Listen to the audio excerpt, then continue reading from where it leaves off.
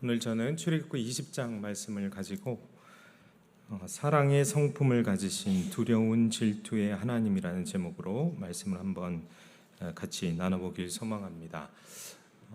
저 개인적으로 그렇게 생각하지는 않지만 혹자들은 많은 이들은 성경에서 가장 중요한 장이 어디냐 했을 때 출애굽기 20장을 드는 사람들이 참 많이 있습니다. 우리가 잘 알고 있듯이 십계명의 말씀, 하나님께서 그의 사랑하시는 언약 백성들에게 지금 그 말씀을 주시는 대목이 너무 잘 기록이 되어 있기 때문입니다. 성경에는 십계명의 말씀이 두 번 등장합니다. 우리가 방금 읽었던 출애굽기 20장에 한 번 등장하고요, 또 다른 한 번은 신명기 5장에 등장합니다. 두 번의 차이점이 무엇일까요? 출애굽시키시며 이제 죄의 노예로, 애굽의 노예로 살던 사람들을 자유케 하시고 하나님의 백성으로, 군사로 부르시며 그들에게 하나님의 살아계심을, 그 어떤 신들보다도 더 뛰어나신, 높으신, 크신 하나님을 보여주시고, 그리고 약속의 땅으로 데려가시기 위해서 지금 출애굽 시키신 그 초반부의 시기에 출애굽기 20장에서 하나님께서 십계명의 말씀을 주시는 대목이 오늘의 본문이고, 신명기 5장에서는 약속의 땅에 들어가기 바로 직전 즈음에 하나님께서 다시 한번 출애굽 시키시고 약속의 땅으로 데리고 가신 이유가 무엇인지에 대해서 설명해 주시기 위해서 두 번에 걸쳐서 십계명의 말씀을 주시는 것을 우리가 이해해 볼 수 있습니다. 살면서 십계명에 대한 설교를 참 많이 들어보셨을 겁니다. 저도 오늘 말씀을 준비하면서 설교를 한 10편 이상은 들어본 것 같습니다. 십계명에 대한 해석이 분분합니다. 분분하고 또 십계명을 오늘날에 지켜야 하느니 이것이 율법주의적인 말씀이 아니느니 이런 말씀들을 참 많이 하는데, 십계명에 담겨있는 그 의미는 사실 저 개인적으로는 그런 어떤 율법주의와 관계된 말씀은 아니라고 생각합니다. 십계명은 엄밀히 말해서 법령, 율법, 법전이 아닙니다. 여기서 지금 하나님께서 언약 관계에 있는 백성들에게 이 언약이라고 하면 약혼 관계, 사랑의 관계, 결혼 관계에 있는 내 사랑하는 백성들에게 그 관계를 잘 지키기 위해서, 그 언약 관계가 깨지지 않기 위해서 어떻게 해야 되는지에 대해서 하나님께서 그런 것들을 말씀해 주시는 것이지, 법령을 주시며 무엇을 이것을 해라 이것을 하지 말아라 라고 말씀해 주시는 그런 측면으로 이해하기가 좀 어려운 것 같습니다.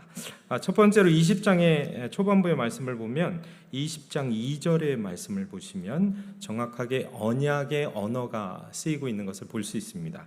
20장 2절의 말씀을 보면 나는 너를 애굽 땅 종되었던 집에서 인도하여 낸 내 하나님 여호와니라 라고 말씀하십니다. 나는 너의 하나님이 되고 너희들은 내 백성이 될 것이다. 이 성경 구절 여러분 잘 알고 계시죠? 너희들은 나의 백성이 되고 나는 너의 하나님이 될 것이다. 이 말씀이 등장할 때마다 하나님께서는 언제나 하나님의 백성들과 맺으신 언약에 대해서 말씀하신다라는 것을 우리가 기억했으면 좋겠습니다. 그 언약에 대한 말씀이 성경에 굉장히 많이 반복되는데요, 출애굽기 20장 2절에도 바로 그 언약의 관계를 상기시켜 주기 위해서 나는 너희들의 하나님이고 너희들은 나의 백성이다 라는 것을 명확하게 지금 밝히고 시작하시는 대목을 알 수 있습니다.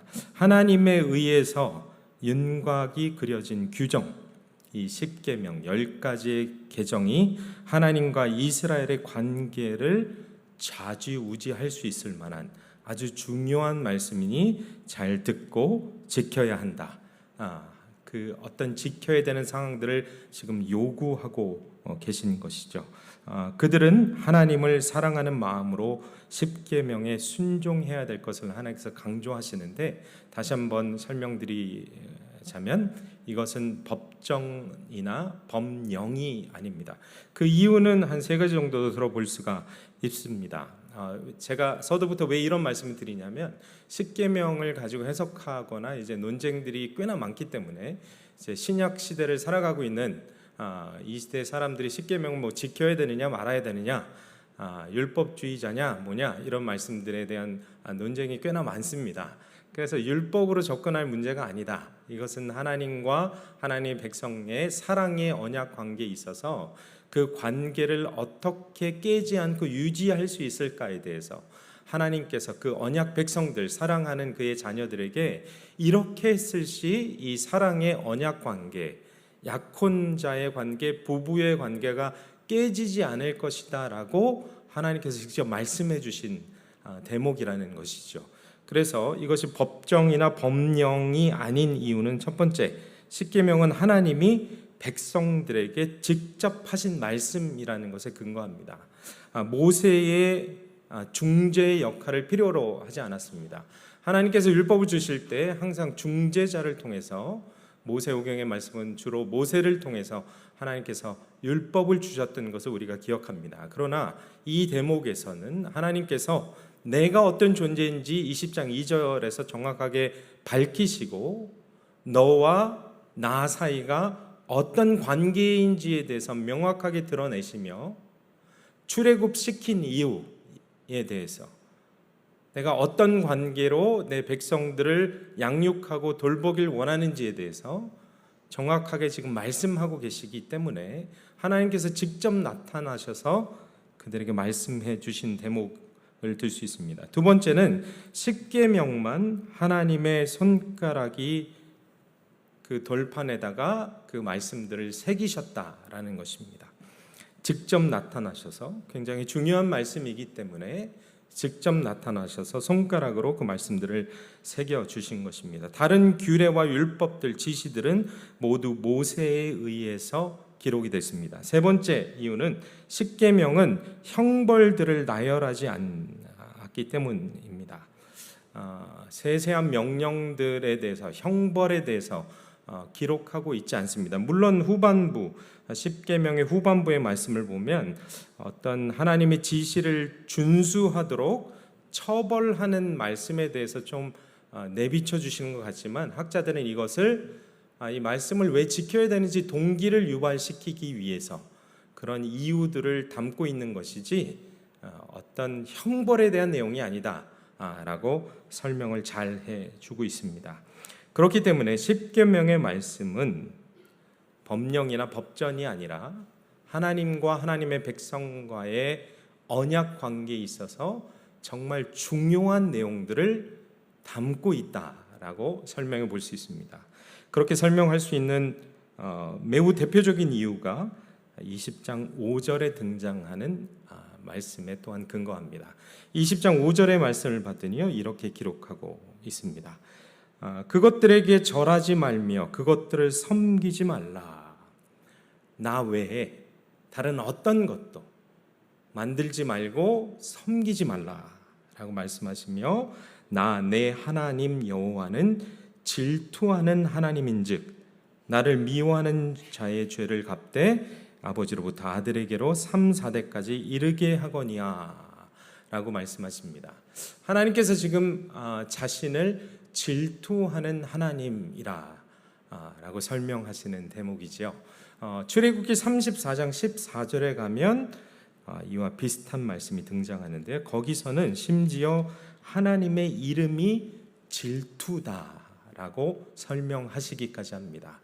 한국말에는 똑같은 질투니까 별 다른 차이점을 우리가 느낄 수 없지만, 영어 성경만 보더라도 14절에 보니까요, jealous라는 질투라는 단어에 capital J, 대문자 J가 적혀 있어서 하나님의 이름이 말 그대로 이름 앞에는 대문자로 시작하잖아요. 질투다라고 표현하고 계시는 것이죠. 출애굽기 34장 14절 말씀을 보면 이렇게 기록되어 있습니다. 너는 다른 신에게 절하지 말라. 여호와는 질투라 이름하는 질투의 하나님이니라 라고 설명하고 있습니다. 하나님께서 왜 자기 자신을 질투의 하나님이다 라고 설명하셨을까? 그의 이름을 질투라라고, 하나님의 여러 가지 속성, 인간과 공유하시는 공유적인 속성과 인간과 공유하지 않으시는 불가해성을 가지신 비공유적인 속성을 가지고 계심을 성경에서 내비쳐 보이시는데요, 정말 많은 사람들이 하나님의 속성, 이름이 질투라고 했을 때 혼란을 겪거나 시험에 빠지기까지 합니다. 여러분, 미국의 유명한 흑인 쇼 호스트라고 할 수 있는 오프라 윈프리라는 사람이 있지 않습니까? 그 사람 공개적으로 자신이 전통적인 기독교, 흔히 말해서 보수적인 기독교에서 완전히 발을 뗀 이유를 어느 날 예배를 드리러 갔는데 하나님이 질투하시는 하나님이다라는 설교를 듣고 뭔가 자신의 영혼이 이거는 좀 틀렸어, 이럴 수 없어, 어떻게 하나님이 질투하시는 하나님이실 수 있지? 라고 생각하며 전통적인 보수적인 기독교에서 발을 뗐다라고 고백할 정도로 질투라는 것은 약간 부정적인 의미를 내포하고 있는 것이 확실합니다. 성경에서도 질투는 죄의 어떤 한 목록에 등장하기도 하고요, 이중적인 의미를 지금 내비치고 있는 것입니다. 예를 들어서 두려움이라는 단어를 생각해 봤을 때 성경이 이중적인 의미를 모두 내포하고 있지 않습니까? 두려워하지 말라라고 말씀하시기도 하시고 하나님을 두려워해라 라고 말씀하시기도 하듯이 질투라는 의미가 두려움이라는 단어와 마찬가지로 두 가지 의미를 내포하고 있다는 것을 한번 생각해 보셨으면 좋겠습니다. 이 질투라는 단어를 성경이 하나님의 속성으로 설명할 때에 성경 사전이 이렇게 기록하고 있는 것을 볼 수 있습니다. 창조주 하나님은 자기가 만드신 모든 대상에게서 경배를 받으셔야 마땅합니다. 하나님에게 영광을 돌리며 하나님을 경배할 때 모든 피조물, 특별히 인간은 자기에게 주어진 올바른 역할을 감당하게 되는 것입니다. 하나님의 질투는 결국 자기의 피조물이 자신을 올바르게 섬김으로써 진정으로 형통하기를 바라는 하나님의 간절한 마음을 나타냅니다 라고 설명합니다. 그렇기 때문에 하나님의 속성으로 질투라는 단어가 성경에서 쓰일 때마다 거의 대부분 언약관계, 부부관계에 근거하여서 그 관계를 깼을 때 깨지 못하도록 말씀하실 때에 어떤 것이 하나님의 이 질투를 유발하느냐, 간음했을 때, 행음했을 때, 그 사랑하는 결혼의 관계를 깨려고 했을 때 이 단어를 쓰는 것을 볼 수 있습니다. 하나님께서 굳이 이 질투라는 속성을 자신의 이름으로 내것이며 자신을 묘사하실 때 이토록 불타오르는 질투로 가득할 정도의 열정적이고 열심인 사랑으로 내 언약 백성들을 사랑하신다 라는 것을 표현하고자 하신 것이었습니다. 스바냐서 3장에 가보면 이 질투라는 대목이 등장하는 것을 볼 수 있습니다. 혹시 괜찮으시면 스바냐서 3장을 한번 찾아보시지요. 3장 8절 이른 대목에 가보면 이런 말씀이 있습니다. 스바냐서 3장 8절 구약성경 1308페이지입니다. 나 여호와가 말하노라. 그러므로 내가 일어나 벌할 날까지 너희는 나를 기다리라. 내가 뜻을 정하고 나의 분노와 모든 진노를 쏟으려고 여러 나라를 소집하며 왕국들을 모으리라. 온 땅이 나의 질투의 불에 소멸되리라 라고 기록하고 있는 대목입니다. 마찬가지입니다. 하나님의 극진하신, 장난이 아니신, 하나님이 우리를 사랑하신다는 것은 그냥 비유적인 어떤 표현이겠지 라고 뭉뚱그려서 설명하시는 것이 아니라 정말로 애타게 사랑하시는, 장난이 아니신 그 사랑. 그래서 그 사랑은 그 사랑을 거절하고 그 사랑의 관계를 깨려고 하는 상대방에 대해서 분노하는 것을 볼 수가 있습니다.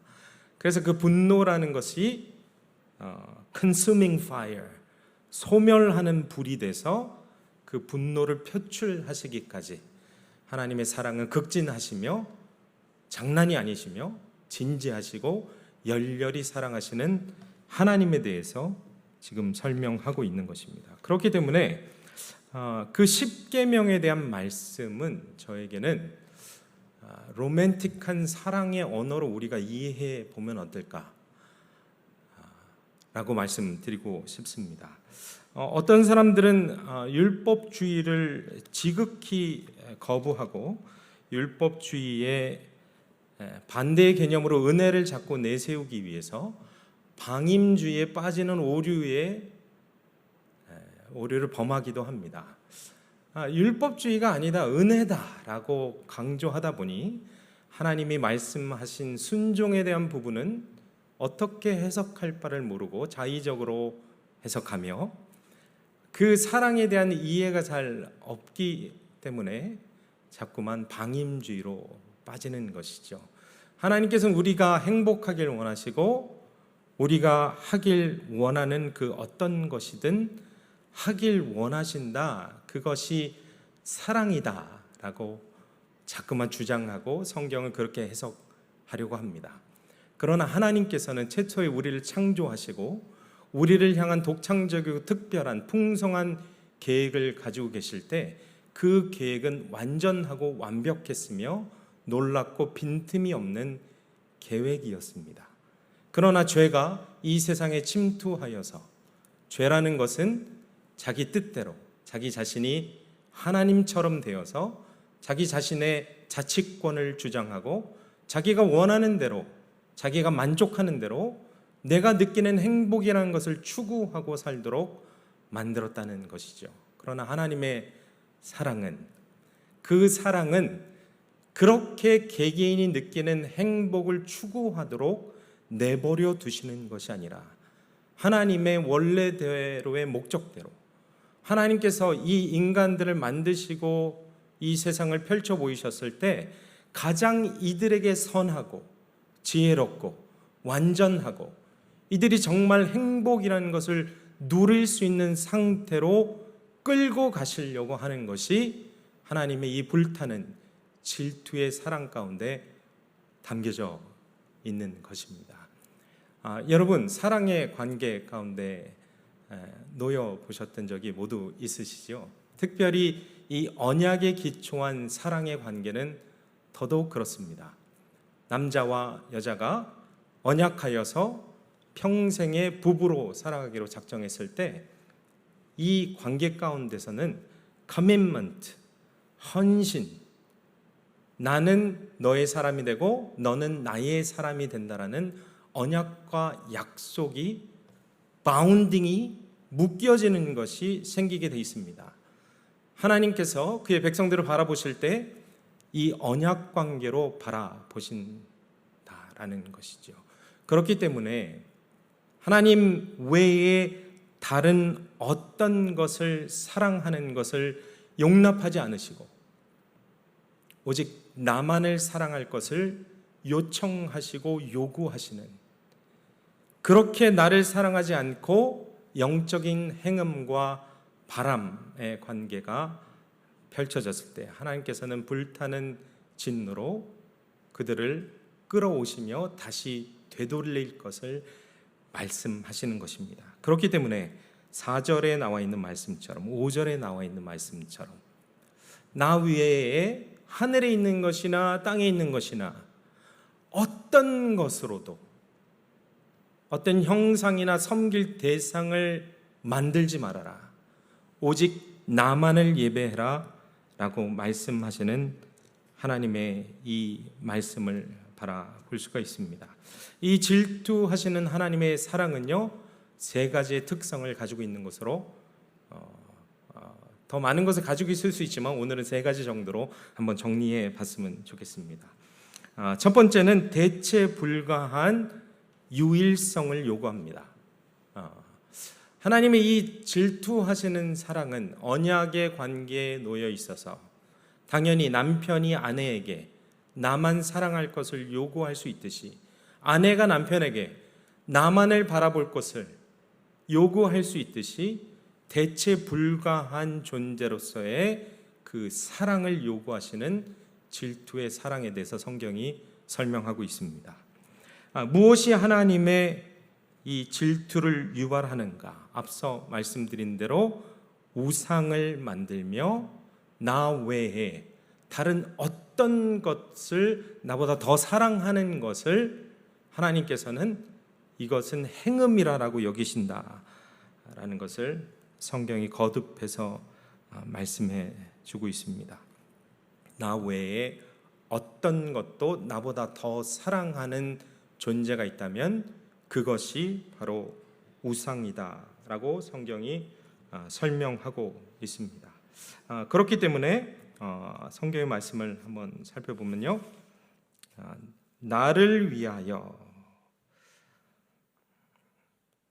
4절의 말씀 한번 보시죠. 너를 위하여 새긴 우상을 만들지 말라 라고 설명해 주고 있습니다. 어떤 것이 우상이냐?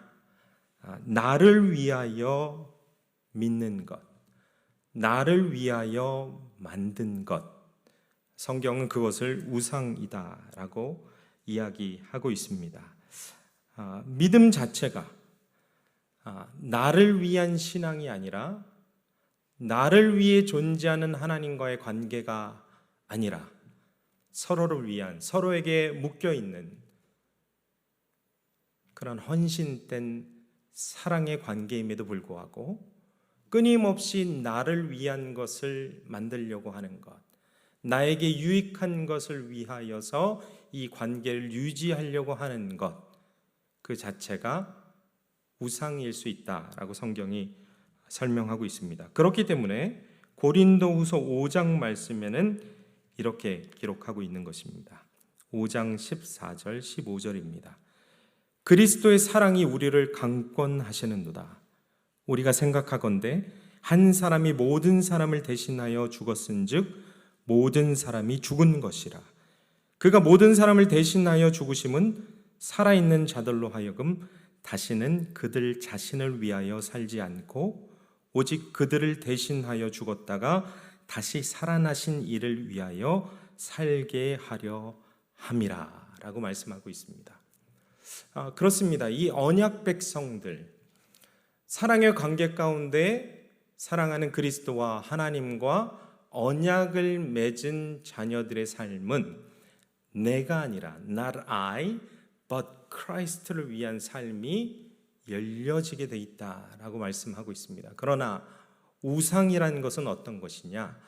나를 위하여, 하나님 외에 하나님이라는 이름을 가지고 있는 어떤 존재를 믿는다라고 할지라도 나 자신을 위하여서 나를 위한 삶을 살아가려고 하는 모든 행동이 우상이 된다라고 성경이 지금 말씀하고 있습니다. 그렇기 때문에 이 질투하시는 불타는 사랑은 인간을 창조하시고 만드시고 그들을 향한 계획을 가지고 계실 때부터 어떤 것이 이들에게 가장 유익하며 어떤 것이 진정한 행복인지 아시는 하나님께서 반드시 그 행복의 길로 끌고 가시고자 나 외에 다른 어떤 것으로도 너희들은 진정한 행복과 만족을 느낄 수 없으며 현재에는 그것이 행복이라고 느끼고 요구하는 마음이 생길 수 있으나 절대로 그 길 끝에는 하나님과 멀어지며 하나님을 대적하는 행음들이 일어나니 절대로 안 된다라고 말씀하시는 하나님의 외침이 여기 담겨 있는 것입니다. 질투하시는 하나님의 속성 두 번째는 신의를 요구하시는 질투의 사랑이라는 것입니다. 신의, 성실할 것을, 이 관계에 faithful 할 것을, fidelity를 요구하시는 하나님의 사랑이라고 성경이 말씀하고 있습니다. 신의를 요구하신다라는 것은 성경적인 언어로 거룩함을 추구할 것을 말씀하십니다. 나 외에 결혼하는 부부의 관계를 한번 생각해 보시겠습니까? 요즘에는 뭐 매스컴이며 뭐 드라마며 그냥 불륜이 일상인 것 같고 한 사람만 사랑하는 것이 정상적이지 않다라는 듯이 우리에게 자꾸 말해 주려고 합니다. 제가 지난주에 휴가를 가지고 TV를 보다가 드라마를 하나 봤는데요. 그 무슨 사극하고 뭐 섞인 드라마가 하나 있더라고요. 그 이름이 자꾸 생각 안 나네요. 그런데 그 며느리가 시어머니 사랑한다고 막 고백하대요. 그래가지고 이거 뭐야? 그리고 TV를 바로 돌려가 버렸습니다. 여자로서 사랑한다고. 그러니까 자극을 주기 위해서 이제 별별 것을 다 하는데 우리는 그런 것들에 영향을 받게 돼 있죠. 특별히 미성숙한 청소년들이나 나이가 아직 어린 청년들은 생각보다 많은 영향을 받습니다. 그러나 하나님께서는 그렇게 말씀하시지 않죠. 언약돼 있는, 맺어져 있는, 서로에게 헌신된 관계, 나 외에 다른 사람을 사랑하는 것을 용납하고 괜찮아, 우리 쿨한 관계로 지내자. 그럴 거면 헐리우드 가라. 그게 아니라 한 사람만 사랑해야 되는 그 관계를, 신의를 요구하신다는 것이죠. 하나님과의 사랑의 관계에 있기 위해서는 거룩함이라는 것이 필수적입니다. 왜냐, 그분이 거룩하시기 때문이시죠. 그렇기 때문에 인간은 자신의 행복을 위해서 하나님께 어떤 것을 요구하는 죄성을 가지고 있으나 하나님은 정확히 아시는 것이죠. 하나님의 이 질투하시는 사랑은 그래, 그걸 하면 너가 행복하니? 그럼 그거 해라 라고 말씀하시지 않는다는 겁니다. 그렇게 됐을 시 이 관계가 깨질 수밖에 없어. 내가 진짜 더 좋은 것이, 정말 사랑이 무엇인지, 어떤 것이 행복인 줄 알고 있어. 그렇기 때문에 그렇게 허용하거나 용납할 수가 없어 라고 말하는 사랑이라는 것이죠. 여러분, 혹시나 배우자가 다른 남자도 좀 만나보겠다, 다른 여자도 좀 만나보겠다 그랬는데 그래라, 나는 별로 상관없어 라고 한다면 이게 정상적인 관계라고 할 수 있을까요? 그것이 세상에서 묘사하듯이 쿨한 관계라고 할 수 있을까요? 그것은 깨어진 관계입니다. 아픈 관계입니다. 하나님께서는 그런 신의를 요구하신다라는 것입니다. 그렇기 때문에 계속해서 거룩할 것을 말씀하시는 것입니다. 그러나 우리가 잘 알고 있듯이 이스라엘 백성들은 그들의 삶을 통해서 어떻게 하나님 앞에 행동했습니까? 거룩과 멀어지려고 했고 하나님 앞에 간음하고 행음했으며 영적인 범죄들을 지속적으로 행해왔던 것을 볼 수 있습니다.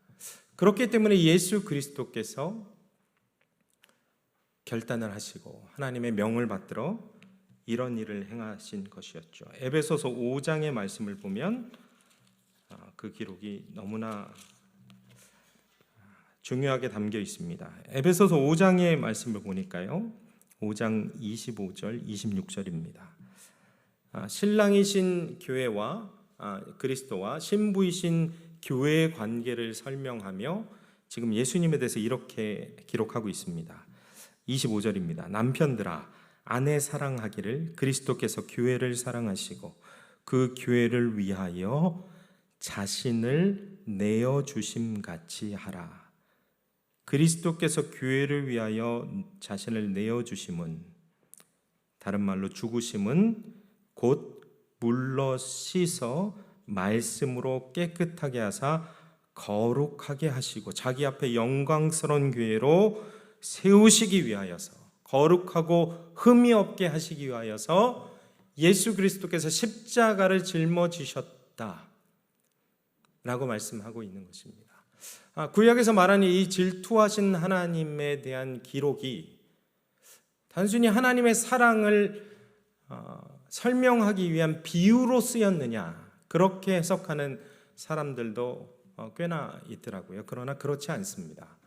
매우 문자적이고 직설적이며 실제로 행동으로 보여주신 예수 그리스도의 자신을 내어주시는 십자가의 사랑을 통해서 그것이 비유가 아니라 실제적인 마음이었다라는 것을 우리에게 그 사랑을 증명해 주고 계신 것입니다. 그것은 무엇 때문이냐? 이 신의 때문에 그렇습니다.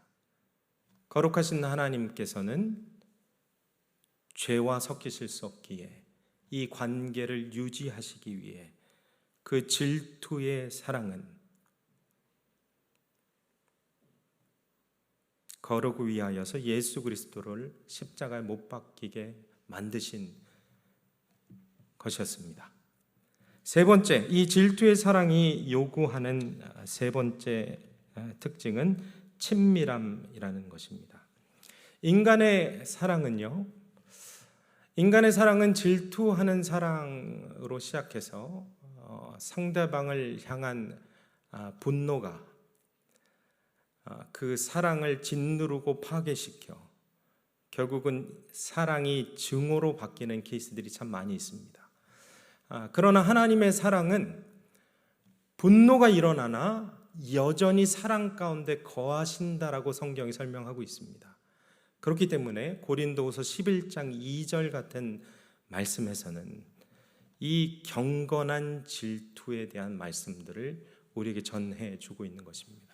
하나님의 사랑은 이 질투하는 불타는 열정적인 사랑으로 말미암아 행음하고 간음하는 그의 상대자들에게, 그의 백성들에게 분노하시나 인간과 같지 않으신 하나님께서 인간은 그 분노가 사랑을 이겨서 증오하고 미워하고 결국은 어떤 부부들은 서로 죽이기까지 하는 결과들을 내보이시나 하나님의 사랑은 자신이 그것을 안고 본인이 죽으신 사랑을 우리에게 내보여 주시는 것이죠. 그 질투의 사랑이 세 번째 친밀함을 요구하신다라는 것입니다. 앞서 말씀드린 대로 십계명은 언약입니다.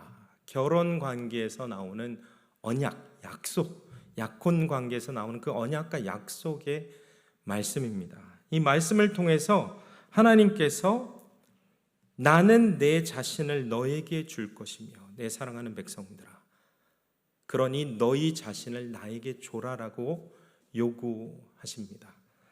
그렇기 때문에 쉽게 얘기해서 나는 너의 것이다. 내 사랑은 너에게 있다.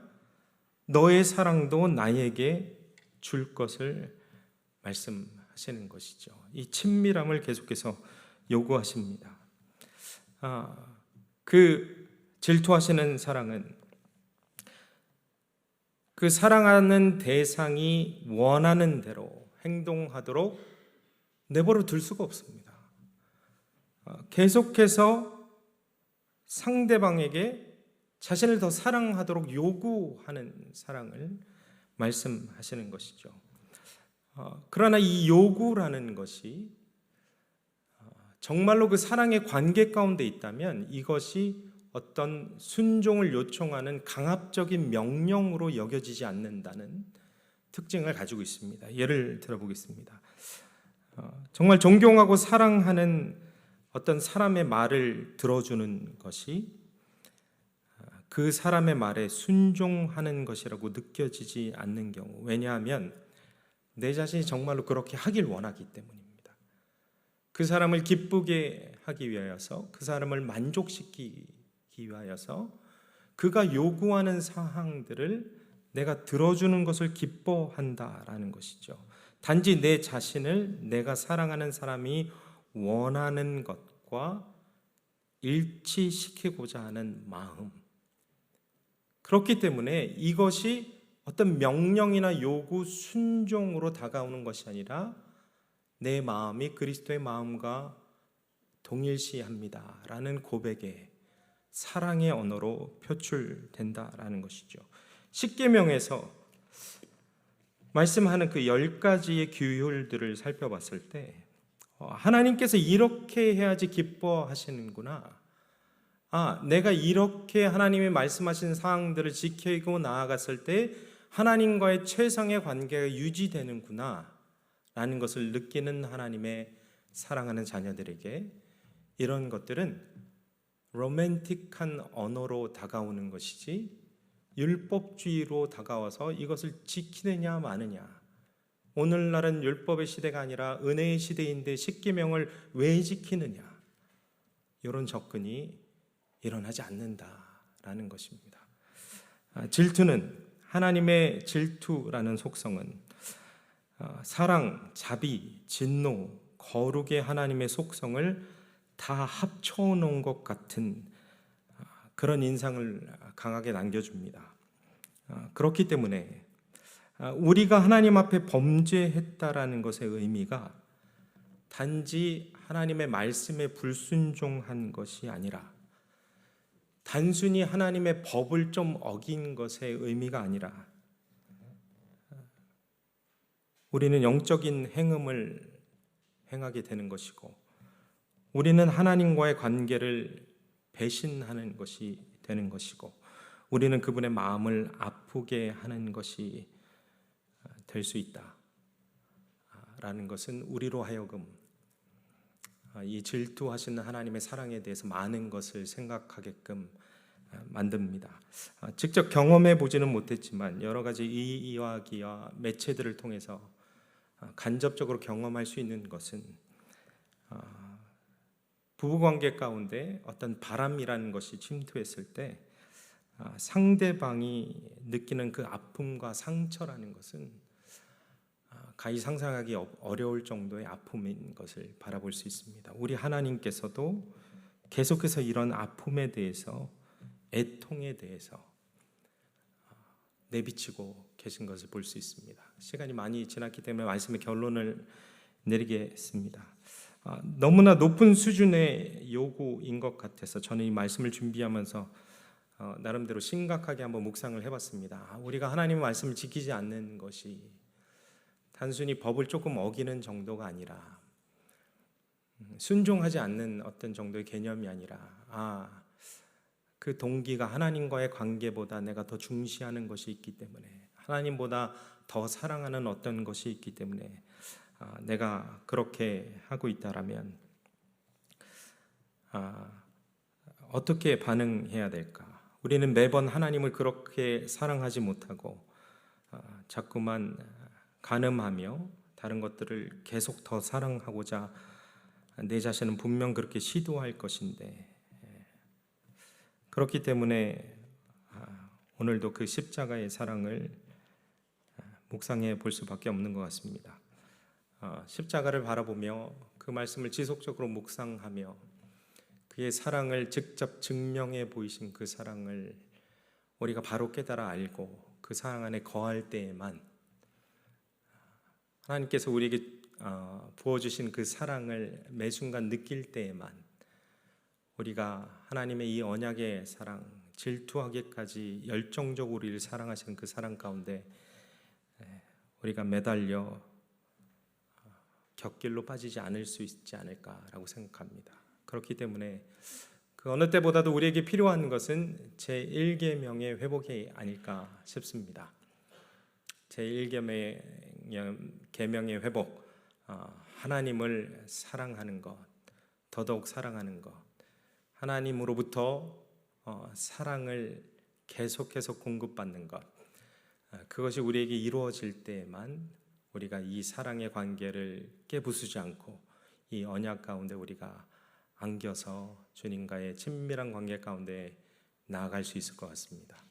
그렇기 때문에 우리 계속해서 하나님 말씀과 기도, 예배, 그 사랑 가운데 우리 계속 거하길 소망합니다. 예수 그리스도의 사랑 안에 우리 안겨서 그 분께서 우리에게 주시고자 하는 그 사랑의 세레나다의 그 사랑의 고백들을 우리가 끊임없이 공급받길 원합니다. 그럴 때만 우리가 이 관계 가운데 승리할 수 있고 거할 수 있을 것이라고 확신합니다. 그렇게 하나님 사랑 가운데 계속해서 거하시는 성도님들 되시길 예수님의 이름으로 축복합니다. 아멘.